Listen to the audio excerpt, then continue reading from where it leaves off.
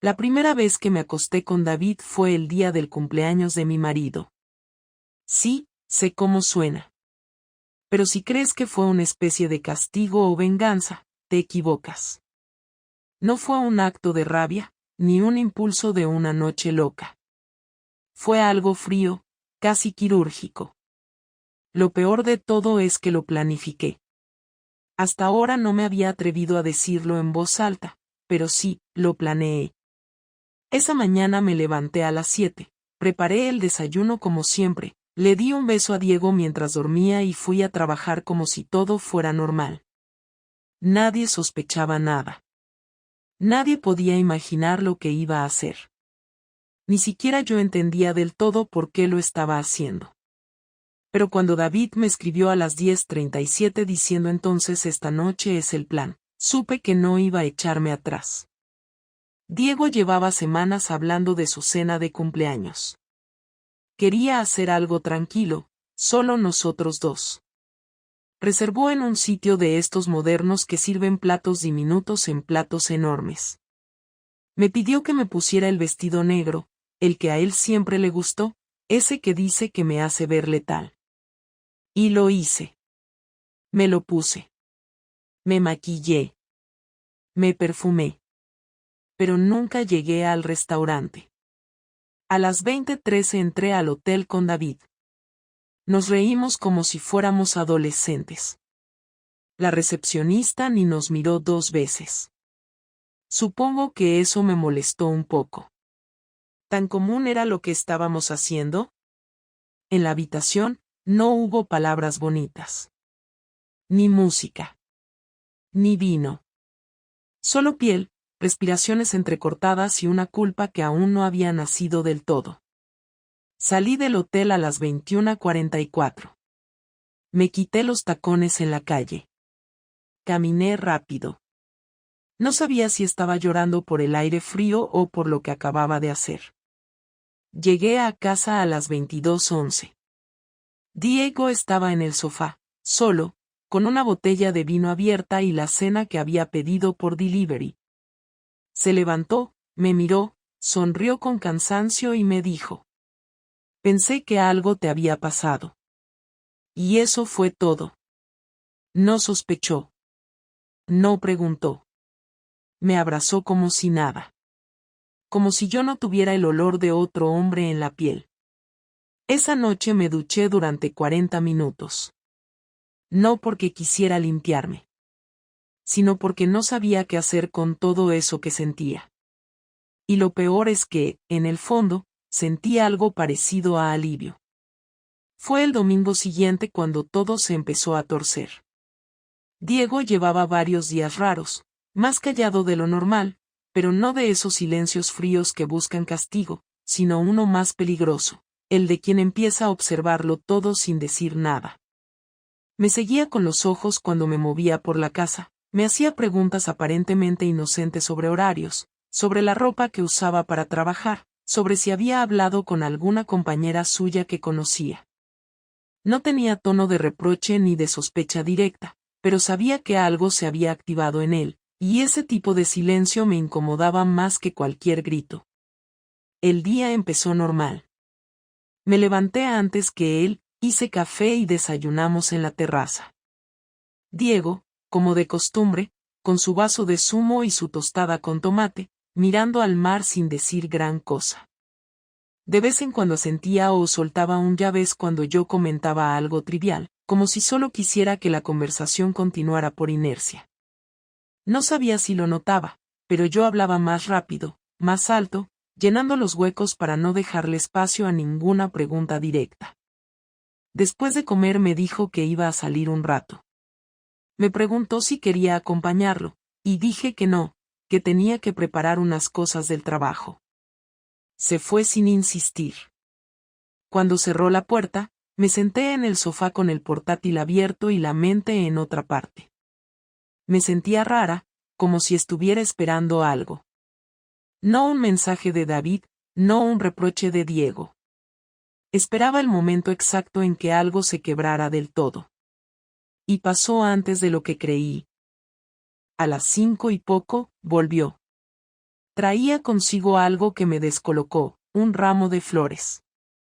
No era su estilo. Diego no era de gestos románticos, no después de tantos años. Me las entregó sin una sonrisa ni una palabra amable. Solo dijo, estaban de oferta en la floristería del paseo. He pensado que podían quedar bien en el jarrón del comedor. Las dejé sobre la mesa sin decir nada. Nos miramos apenas un segundo y se fue directo a la habitación. Yo seguía en el salón, incómoda, sintiendo que había algo detrás de todo eso. Algo que no estaba entendiendo del todo. Cuando volvió, tenía el móvil en la mano. Me lo extendió. Yo lo miré, sin cogerlo. ¿Tú conoces a este tío?, me preguntó. Su tono era tranquilo, como si me estuviera preguntando por una dirección. Pero sus ojos estaban fijos, sin pestañear. Tomé el teléfono. En la pantalla, un video. Mi corazón empezó a latir más rápido, pero mantuve la cara neutra. Le di al play. Era el hall del hotel donde había estado con David. El video era de la cámara de seguridad del edificio de enfrente, claramente grabado desde un despacho o una sala de control. La imagen no tenía audio, pero se me veía claramente entrando con él, riéndome, tocándole el brazo. Luego, saliendo más tarde, desarreglada, con la chaqueta mal puesta, el pelo algo revuelto. Me quedé en silencio unos segundos tras el video. No podía fingir. No había forma de justificar eso. No era una conversación ambigua por WhatsApp. No era una foto fuera de contexto. Era yo, con él, saliendo de un hotel. Me devolvió la mirada con una frialdad que me dejó helada. ¿Vas a decir algo?, preguntó. No sé qué decirte, contesté, bajando la vista. Podrías empezar por decirme cuántas veces ha pasado, añadió, sin levantar la voz. Solo esa vez, dije, y fue verdad, aunque no sonó creíble. ¿Y por qué?, insistió. Y ahí no supe qué responder. No podía inventarme una justificación que no sonara estúpida. No podía decirle que me sentía vacía, que necesitaba sentirme deseada, porque sabía que sonaría a excusa barata. Tampoco podía decirle que fue solo un error, porque mentiría. No fue un accidente. Fui sabiendo perfectamente lo que hacía. No lo sé, dije finalmente, y fue lo único honesto que podía salir de mi boca en ese momento. Diego no se alteró. No gritó. No lloró. Solo me miró durante un largo rato, como si estuviera viendo a alguien completamente distinto. Luego se levantó, tomó el móvil y se fue al balcón. Pasó más de una hora ahí fuera. Yo no me moví del sofá. No podía. Sentía el cuerpo entumecido, como si estuviera atrapada en una pesadilla sin forma, una de esas en las que no puedes gritar ni correr. Cuando volvió, ya era de noche. Apagó las luces del salón, dejando solo el resplandor de la lámpara del pasillo. Me miró, sin acercarse. Mañana no estaré para comer, dijo, seco. Y luego añadió, vamos a tener una conversación seria. Pero no ahora. Ahora no puedo ni mirarte. Y se fue a dormir al cuarto de invitados. Me quedé sola en el sofá, con las flores sobre la mesa, inmóviles, tan fuera de lugar como yo misma en esa casa. No hablamos en todo el lunes. Ni un buenos días, ni una pregunta sobre qué íbamos a comer, ni siquiera una mirada. Diego se levantó temprano, se duchó, se vistió y salió sin hacer ruido. Cuando bajé a la cocina, ya no estaba. Su taza seguía limpia, el pan sin tocar, la casa en completo silencio. Me senté en la mesa con el café en las manos, sabiendo que el día iba a ser largo. En el trabajo no pude concentrarme. Cometí errores tontos, repetí documentos, cerré correos sin enviar, Y cada 5 minutos miraba el teléfono, esperando algún mensaje suyo. Nada. Ni una palabra. Volví a casa con esa ansiedad estúpida de adolescente, como si hubiera hecho algo malo y estuviera esperando el castigo. Pero lo que me esperaba era algo peor. A las 8 de la tarde entró por la puerta sin prisa. Colgó su chaqueta, se quitó los zapatos y fue directo al cuarto de invitados. Yo estaba en el comedor, esperándolo. Había puesto la mesa como siempre, 2 platos, 2 copas, una botella de vino abierta, como si pudiéramos fingir normalidad aunque fuera por unos minutos. Pero él ni la miró. Salió después de cambiarse y se sentó frente a mí. No tocó el plato. Habla, dijo, sin rodeos. No respondí al instante. Me costaba empezar. Sentía que cualquier cosa que dijera iba a sonar vacía. Pero sabía que el silencio solo iba a empeorar las cosas. Fue un error, dije finalmente, sin adornos. Diego se rió por la nariz. Una risa sin alegría, seca, con un punto de desprecio.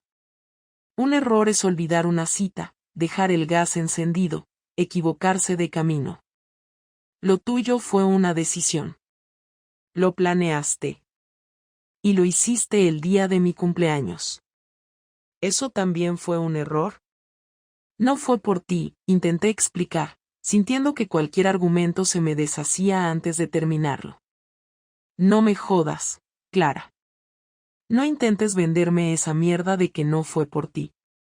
Me mentiste, te vestiste para él, entraste a ese hotel como si no tuvieras marido, y saliste de ahí como si nada. ¿Qué se supone que debo pensar? No lo sé. No estoy aquí para justificar nada. Lo que hice está mal, lo sé. Pero tampoco voy a inventarme una historia de película para que parezca menos grave. Entonces dime, ¿cuánto tiempo llevabais hablando? Un par de meses. ¿Y cuántas veces estuvisteis? Solo esa vez. No hubo más. ¿Y si no hubiera visto ese video, habría pasado otra vez? No supe qué contestar. Me encogí de hombros y eso fue peor que cualquier mentira. Diego apretó los dientes y desvió la mirada. Estaba a punto de perder el control, y lo sabía. No quería gritar. No era ese tipo de persona. Pero se notaba que le costaba contenerse. ¿Quién es? Preguntó entonces, más tranquilo, pero con una frialdad que helaba. No importa, respondí, esperando evitar más dolor, aunque sabía que no servía de nada. Sí importa. Porque quiero saber si tengo que cruzarme con él en algún sitio, si trabaja contigo, si me va a mirar a los ojos como si no hubiera hecho nada. ¿O también es casado? No tiene pareja. Y sí, trabaja conmigo. Diego asintió, mordiéndose el interior de la mejilla. Agarró la copa de vino, la olió, la dejó de nuevo en la mesa sin beber. Me das asco, dijo, no gritándolo, sino como quien dice una verdad que ya no se puede guardar más. Lo peor de todo no es que te acostaras con otro. Lo peor es que yo llevaba semanas intentando arreglar esto. Me tragaba el orgullo, intentaba acercarme, volver a conectar, y tú mientras tanto te estabas desnudando en una habitación de hotel. No sabes cómo me sentía, le respondí, esta vez con rabia.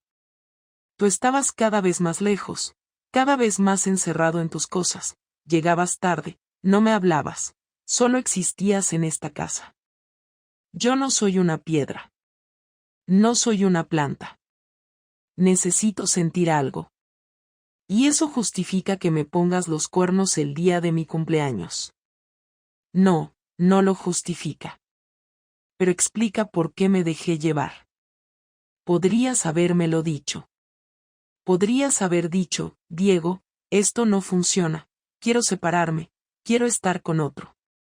Habría sido igual de doloroso, pero al menos habría tenido algo de dignidad. Yo no quiero estar con él. No era eso.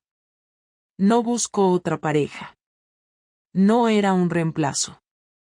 Entonces, ¿qué era? Preguntó, harto. ¿Un capricho? ¿Una aventura para sentirte viva? ¿Una forma de castigarme? Era vacío. Una respuesta equivocada a algo que no sabía cómo llenar. Diego se levantó, dejó la servilleta sobre la mesa y fue directo a la puerta. No voy a dormir aquí esta noche, dijo sin mirarme. Y mañana tampoco. Necesito pensar. Tú quédate aquí, reflexiona también. Porque cuando vuelva, no sé qué va a pasar. Salió sin más. El portazo no fue fuerte, pero me dejó temblando. Me quedé sola, frente a un plato frío, una copa sin tocar y el sonido del vino goteando lentamente de la botella abierta. Diego no volvió al día siguiente. Tampoco al otro. No contestó mis llamadas ni respondió a los mensajes. Durante esos 2 días viví con la misma ropa, comí lo justo, y cada vez que alguien me escribía en el grupo de trabajo, temía que fuera él, que hubiera hecho algo, que hubiera contado algo. A veces me levantaba en mitad de la noche con el presentimiento de que estaba en casa, como si pudiera sentir su presencia, pero al salir al pasillo lo único que encontraba era silencio. Me sentía fuera de lugar en mi propia casa, esperando una tormenta que ya había empezado pero de la que no conocía ni la forma ni la fuerza. Cuando finalmente volvió, era viernes por la noche. Escuché la llave girar en la cerradura y me levanté del sofá de golpe. Diego entró con una maleta, dejó las llaves sobre la mesa y me miró con una expresión que no había visto antes en él. No era furia ni tristeza. Era algo más seco, más calculado. No he venido a hablar contigo todavía. He venido a recoger unas cosas. Pero antes de eso necesito que te sientes, dijo, señalando la silla del comedor. Obedecí sin decir una palabra. Él sacó un sobre de su chaqueta y lo dejó sobre la mesa, frente a mí. Esto es una copia del correo que envié hoy a Recursos Humanos en tu empresa. También hay copia para tu jefe directo, para el comité de ética y para el departamento legal. Dentro están las capturas del video, una lista de tus entradas y salidas del trabajo el día en que estuviste con ese tipo, y una copia de tu contrato, donde claramente dice que las relaciones personales dentro del entorno laboral deben ser comunicadas si afectan al desarrollo del trabajo. También añadí un pequeño resumen de cómo usaste una baja médica falsa 2 días después, que curiosamente coincidía con el lunes siguiente a tu escapada. Abrí el sobre con manos temblorosas. Lo que decía era cierto. Todo estaba ahí, detallado, ordenado, irrefutable. Cerré los ojos un momento, sin saber cómo reaccionar. ¿Por qué haces esto? Pregunté, intentando sonar calmada. Porque quiero que entiendas el nivel de humillación al que me has llevado. Porque quiero que pierdas algo, como yo perdí el respeto por ti. Porque estoy harto de que la gente como tú haga lo que quiere y luego pida perdón como si eso limpiara todo. Podías haberte divorciado. Podías haberte ido. Esto no es necesario. Sí lo es. Porque no estoy haciéndolo solo por mí. Lo hago porque sé que no serás capaz de asumir la responsabilidad si no hay consecuencias reales. Vas a aprender que las decisiones tienen peso. Que las cosas no se borran solo porque tú decidas ignorarlas. ¿Y qué vas a ganar con esto? ¿Destruir mi carrera? No. Yo no destruyo nada. Solo informo. Ellos decidirán. Si tienes suerte, te pondrán una sanción y seguirás trabajando. Si no, perderás tu puesto y te tocará buscar algo nuevo. Ya veremos. ¿Ya se lo contaste a tu familia? Pregunté, sabiendo que eso venía. No. Aún no. Pero no lo descarto. Por ahora, solo me aseguré de que el asunto quede documentado. La semana que viene voy a ver a un abogado. No voy a tomar ninguna decisión apresurada, pero tampoco voy a quedarme quieto esperando a que me mires con esa cara de víctima arrepentida. No te lo permito. Yo no soy una víctima. Pero tampoco soy una delincuente. Cometí un error, sí, lo reconozco.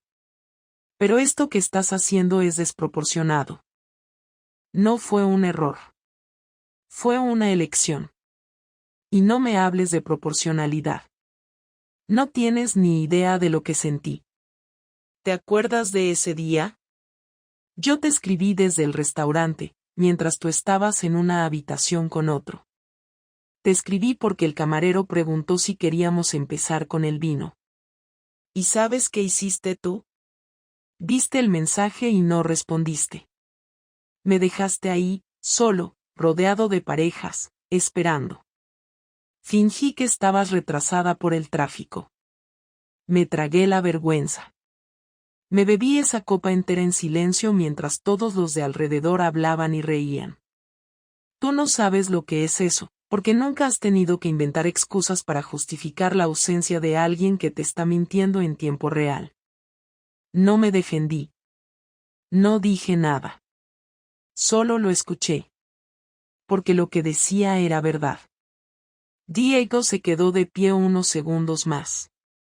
Luego se fue a la habitación y volvió con una mochila y un abrigo. Antes de salir, me miró una vez más. No vuelvas a buscarme. Si quiero hablar contigo, lo haré yo. Por ahora, consideramos que vivimos en casas separadas. A partir de lunes, decidiré si sigo adelante con todo. No hay reconciliación. No hay tregua. Esto es lo que tú sembraste.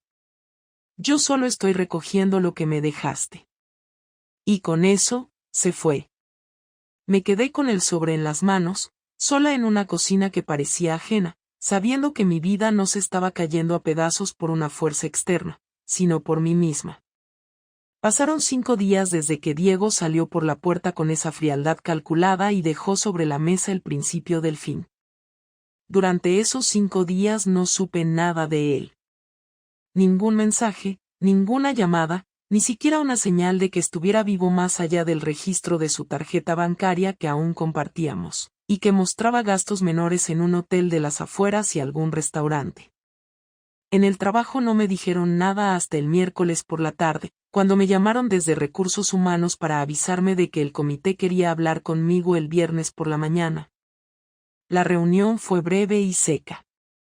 Me preguntaron si mantenía una relación personal con un compañero de trabajo. Respondí que no en el presente, pero que si había existido un encuentro, fuera del horario laboral. Ellos tomaron nota, me informaron que el caso seguía abierto y que quedaba suspendida mi participación en los proyectos de cara al público hasta que se resolviera internamente. Salí de ahí sin llorar, pero con una sensación de humillación que no se me quitó en todo el día. Lo que más me dolía no era la sanción o la exposición, sino la certeza de que todo había sido provocado por Diego, por su decisión de ir al límite con esto, de hacer de mi error algo público y legal. No me atreví a escribirle hasta el domingo por la tarde. Le mandé un mensaje simple, sin drama, sin súplicas, solo una frase: podemos hablar en persona cuando tú quieras. Me respondió 3 horas después: mañana, a las 8, en casa. Fue todo lo que necesitaba leer para saber qué era la conversación final, esa que define si queda algo en pie o si ya todo se reduce a firmas y división de bienes. Preparé la casa como si viniera un desconocido. Guardé sus cosas en cajas sin cerrarlas, no por amenaza sino por orden, por respeto. Me vestí sin pretender gustarle, sin buscar compasión, solo intentando parecer a alguien coherente. A las 8 en punto, abrió la puerta. No me saludó. Se sentó en el sofá y esperó a que yo dijera algo. Me senté frente a él, sin cruzar los brazos, sin esconderme, con una tranquilidad que no era paz sino agotamiento. No vengo a pedirte que vuelvas, dije. Tampoco vengo a justificar lo que hice. Solo quiero que hablemos con la misma honestidad con la que empezamos esta relación. Empieza tú, contestó sin rodeos. He tenido tiempo de pensar. Y he entendido que lo que pasó no fue solo un fallo puntual. Fue el resultado de todo lo que veníamos arrastrando. No quiero excusarme, pero tampoco quiero seguir repitiendo que fue solo un desliz. Fue una decisión equivocada, sí, pero vino de una desconexión que veníamos ignorando los dos. ¿Y eso qué cambia? No lo sé. Tal vez nada. Pero al menos quiero que lo entiendas. No fue porque me faltaras como pareja. No fue porque no fuera suficiente. Fue porque yo no supe cómo pedir lo que necesitaba sin parecer débil. Y tampoco supe ver que tú también estabas perdido en esta rutina. Nos fuimos alejando, Diego. No nos hicimos daño de golpe. Fue por abandono mutuo. ¿Y en qué parte del abandono mutuo encaja meterte en una cama con otro? En ninguna parte. Fue lo peor que pude hacer. Pero tampoco me vas a hacer creer que lo nuestro estaba bien. Porque no lo estaba. Tú lo sabes. Sí, lo sé. Pero no fui yo quien cruzó esa línea. Y eso marca la diferencia. Porque mientras tú buscabas respuestas en otro, yo seguía aquí. A pesar de todo. Y te lo agradezco. Pero ya no sé si queda algo más que agradecer entre nosotros. No estoy aquí para mendigar una segunda oportunidad. Estoy aquí para saber si podemos cerrar esto de una manera digna, sin más guerras. ¿Quieres divorciarte? No lo quiero. Pero tampoco puedo seguir en este limbo. ¿Estás dispuesta a firmarlo ya? Si es lo que decides, sí. No voy a pelear por lo material. Solo quiero que hablemos claro, una última vez, sin rabia. Diego se quedó en silencio. Miró las cajas que había preparado, como si le molestara ver que yo también había pensado en él después. ¿Y qué pasa con él? ¿Sigues hablando con ese tipo? No. Dejé de hablarle el mismo día que tú me enfrentaste. No hay nada ahí.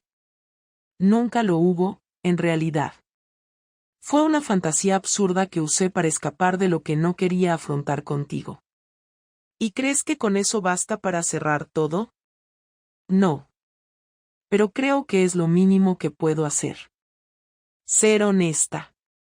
Aunque sea tarde. Diego se levantó. Caminó hasta una de las cajas y la cerró con fuerza. Luego tomó aire y me miró por primera vez sin rabia. Vamos a divorciarnos. No porque quiera vengarme más.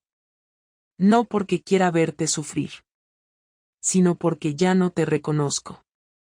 Y si tengo que volver a empezar, prefiero hacerlo solo que con alguien que no supo frenarse cuando más debía. Asentí. No lloré. Él tampoco. Fue una conversación entre dos personas que se habían querido mucho pero que ya no tenían nada más que decirse. Me pidió que lo dejara solo un rato en el salón. Me fui a la habitación, cerré la puerta y entendí que ese era el cierre real, mucho más que cualquier documento legal. La firma se hizo 2 semanas después, en una notaría del centro. Ninguno de los dos llevó a nadie. No hubo abogado de por medio, porque no había discusión por la vivienda ni por el dinero, ni hijos de por medio, solo una historia de 12 años que se rompía por voluntad mutua. Diego llegó puntual, con el mismo abrigo gris que usaba desde hacía años, con la misma expresión seria y sin adornos. Nos saludamos con un gesto de cabeza, sin apretón de manos, sin frases cortas para romper el hielo. Firmamos en silencio, hoja por hoja, mientras el notario explicaba los pasos como si estuviéramos cerrando un trámite bancario. Cuando terminamos, me levanté antes que él, recogí mis cosas y me detuve antes de salir. No quería que la última imagen que tuviera de mí fuera mi espalda alejándose como si nunca hubiéramos compartido nada. Me giré, lo miré a los ojos y dije lo único que me salía de manera natural. Gracias por no hacer esto más doloroso de lo que ya era. Él no respondió, pero asintió levemente, y eso bastó. Salí de ahí sin rumbo fijo, con la tarde aún empezando y la ciudad avanzando como si a nadie le importara lo que acabábamos de cerrar. Me senté en un banco de la plaza del ayuntamiento, sin mirar el móvil, sin pensar en qué haría después. No sentía alivio, pero tampoco desesperación. Lo que sentía era una especie de claridad incómoda, como cuando después de una fiebre se te pasa el malestar y te queda el cuerpo débil pero lúcido. Sabía que no podía esconderme de lo que había hecho. No podía maquillar nada ni cambiar el relato. Había engañado a Diego, lo había traicionado de la forma más directa posible, y él había respondido como un adulto herido que no quiso hundirme, pero tampoco salvarme. En esos días posteriores me vi obligada a enfrentar cosas que había evitado durante años. Me pregunté por qué había dejado que nuestra relación se convirtiera en rutina sin luchar contra ello, por qué había guardado tantas quejas sin verbalizarlas, por qué había elegido la vía más cobarde para llenar vacíos.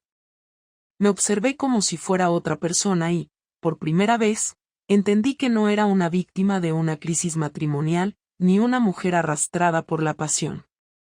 Fui una persona que eligió mal, que actuó sin pensar en las consecuencias, y que ahora debía reconstruir su vida sin la excusa de que todo fue un accidente. En el trabajo me mantuvieron en el cargo, pero me cambiaron de departamento. Ya no estaba en el equipo de proyectos con clientes. Ahora trabajaba en el área interna, sin contacto con el público, sin posibilidad de promoción a corto plazo.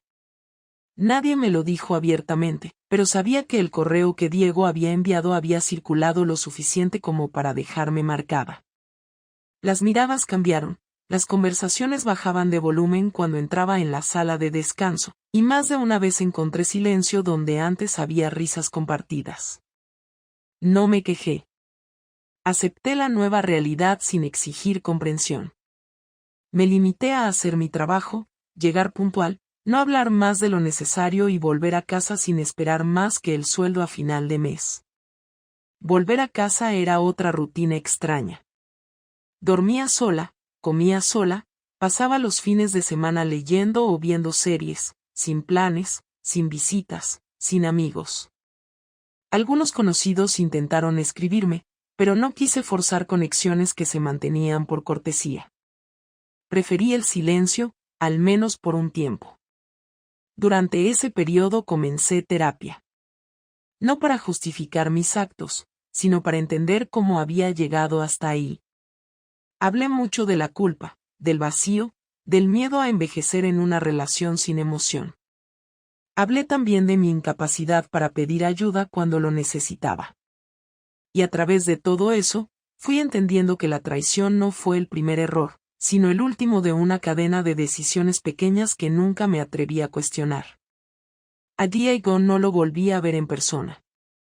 Me enteré por conocidos que había conseguido un puesto como chef en un restaurante nuevo en el barrio de Ruzafa. Al parecer le iba bien, y se le veía tranquilo. Me alegré por él. No porque quisiera volver ni porque creyera que me lo debía, sino porque en el fondo sabía que si él encontraba su lugar, tal vez yo también podría encontrar el mío. No supe si había rehecho su vida, si salía con alguien o si seguía solo. Nunca lo busqué en redes ni intenté preguntar. Entendí que algunas puertas, una vez cerradas, deben mantenerse así. Pasaron los meses y, poco a poco, empecé a construir una rutina nueva. Nada extraordinario. Un café por la mañana en el mismo bar todos los días, una clase de yoga 2 veces por semana, un grupo de lectura los jueves por la tarde. No estaba buscando redención ni una nueva versión de mí misma. Solo quería empezar a vivir sin cargar todo el tiempo con la historia que me había marcado. Y aunque no me perdoné del todo, aprendí a convivir con el recuerdo sin que me definiera. Hoy, al mirar hacia atrás, no siento orgullo ni pena. Siento responsabilidad. Sé exactamente qué hice, cómo lo hice y a quién dañé. Pero también sé que a veces el verdadero castigo no viene de fuera, sino de lo que uno se obliga a enfrentar después. Y yo, por fin, estoy enfrentándolo.